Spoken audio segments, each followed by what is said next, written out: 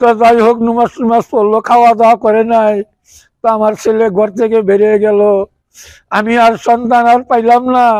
আমি পাইলাম মরা সন্তান, লাশ মেডিকেল। তো আমার ছেলেরে যেভাবে মারছে, রড ঢুকাইয়া দিছে, এই মুর্দা দিছে, হে মুর্দা বা করছে। তারপরে পায়ে বাইন্দা গাছে ঝুলাইয়া মনে, তারপরে এই মাথায় যা আঘাত কইরা মাথা চেপটা কইরা হালাইছে, দাঁত গিনি ভেঙে ফেলেছে, শরীরের হাড় মাংস সব একখানা কইরা হালাইছে।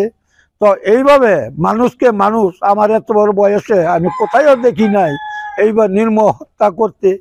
তো আমার কথা হলো, আমি একটি আমার দাবি, শেখ হাসিনার কাছে আমি সূক্ষ্ম বিচার চাই। যারা এই কাজ করছে তারপর আমি সূক্ষ্ম বিচার চাই শেখ হাসিনার কাছে। ঠিক আছে।